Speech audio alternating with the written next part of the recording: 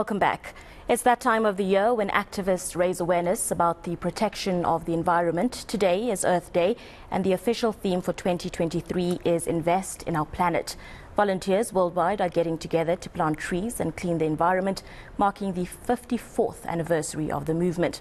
The devastating effects of climate change are evident, and South Africa has not been spared, having to deal with flooding in most parts of the country. Ndilisa Didiza is a geospatial specialist with over 15 years experience and joins us now to chat about Earth Day.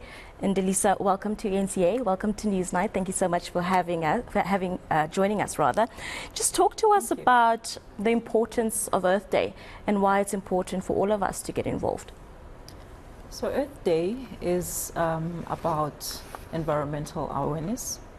However, it is not only about that, but also a celebration of the achievements of the environmental movements, across the globe, and to recognize, the strides that we've made in terms of protecting the Earth's natural resources, but also about raising the awareness for the need for that protection for future generations.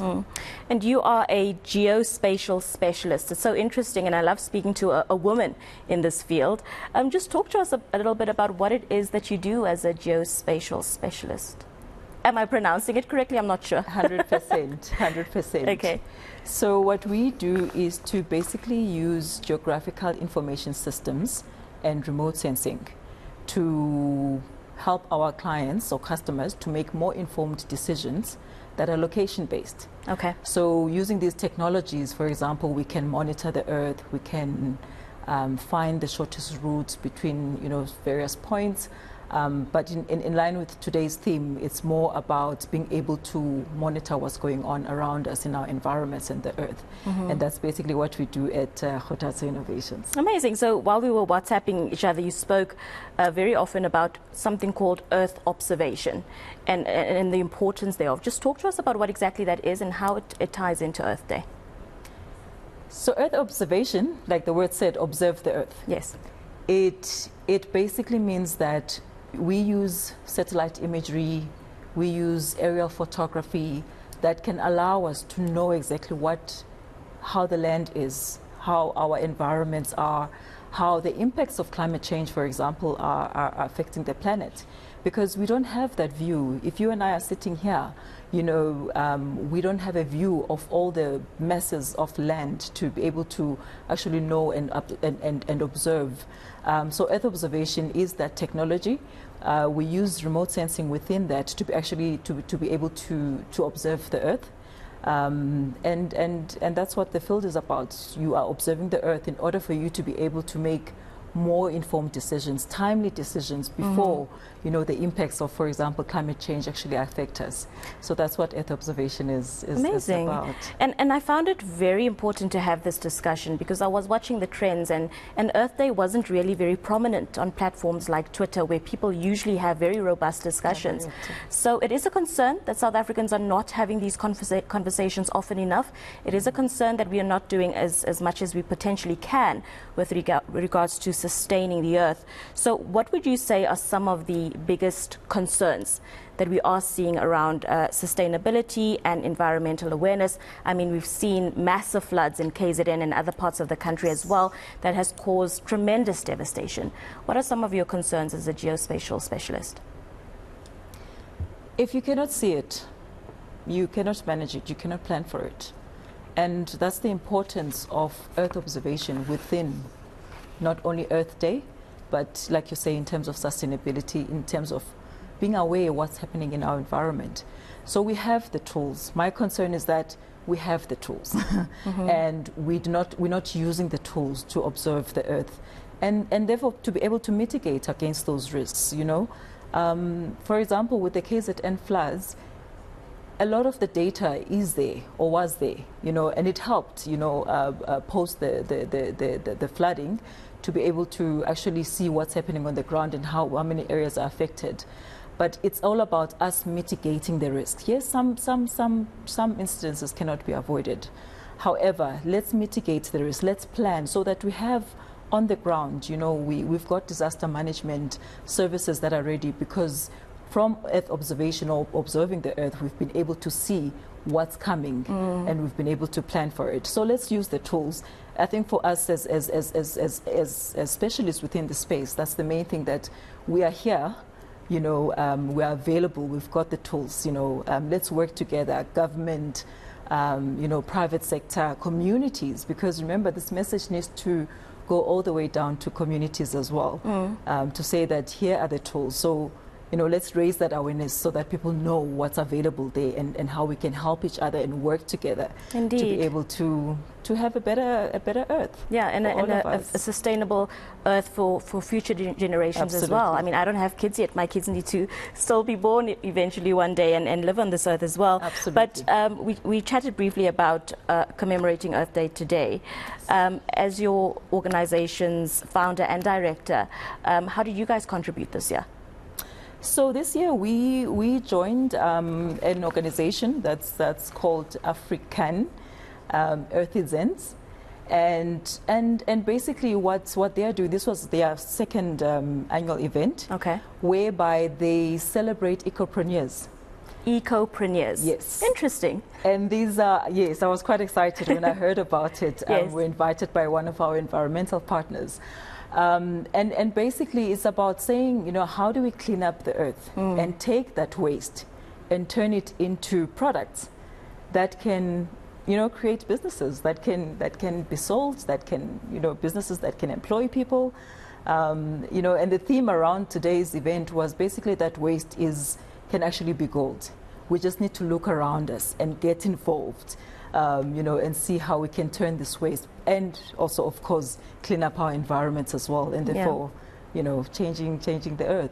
Interesting. So these Ecopreneurs, can you expand a little bit on the type of businesses and products that they produce? It was so amazing, Abigail. I was actually taken aback. Yes. I mean, there were products that were made from the little stopper for the can of cool drink. Oh, interesting. The little metal piece. The little metal okay. piece. There were products, necklaces that are made from that.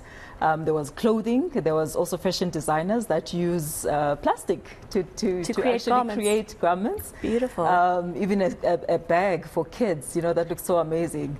And I think the main thing is that let's be aware of such, because that tells us that, instead of you throwing that piece of paper anyway, rather, put it in the right bins. For example, nowadays we find, the specified yes. bins, so that it can actually go to somewhere who'll create employment. Someone to create employment from that. Amazing. So sitting here as an everyday South African, what can I do to contribute in the Earth's sustainability? Is it just about recycling? Do I just need to make sure that I'm putting the plastics in the right basket, or are there other things that I can implement in my day-to-day life to make sure that I am contributing in a positive way? I would say start by being conscious. And this is in terms of our water, our energy, our food, our mode of traveling. I'm a cyclist, and I try to actually ride everywhere as much as I can, and I motivate others to do so, because I know the impact that it has, on the environment. So it's about those little steps. And gradually you start to see the change. Gradually it becomes a lifestyle. So those little steps, green energy, etc., and of course recycling and reusing, products and probably water that you can actually Interesting. reuse. So you founded Hotatso Innovations, and like I mentioned earlier, you are a geospatial specialist. Let's chat a little bit about being a woman in this space. I mean, you are so confident in how you deliver the things that you are saying, and it's absolutely amazing to see a woman flourishing in this space. How did you enter this environment, and what is it like as a woman in this space? It is quite interesting. I was fortunate to go to an institution which offered GIS and remote sensing from an undergrad level back in the Eastern Cape. And we were fortunate that we had lecturers that actually taught us, that were consultants. So we had first-hand, experience that was translated to us. And it got so interesting that when I got employed, I decided that, I can see the impact and where I can help people to make more informed decisions within my environment. Like, for example, we service the engineering mining mostly, and environmental, sectors. And you can see there how important it is, the role of location. We talk about service delivery, we talk about knowing where to place your clinic if the community has grown. That's the power of GIS. So I was quite fascinated by when I learned about it early on at varsity. In terms of being in the industry as a woman, it has had its ups and downs. And I think what's important for us is to actually lean on each other, especially as women within these industries where we are in minority. And you start to see the gradual change. You start to hear our voice get louder. We start getting invited into forums where we normally, be sidelined. So, and of course, with partners in the space as well that we lean on, who are also big on empowering women, especially in the STEM fields. We've been fortunate to get a few of those partners in the past.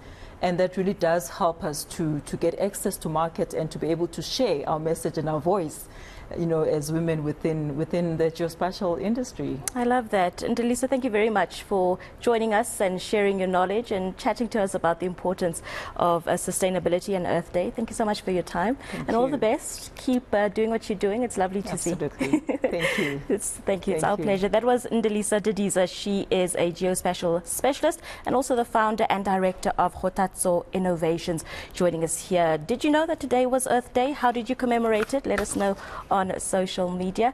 But yeah, that was a very interesting and important conversation as well.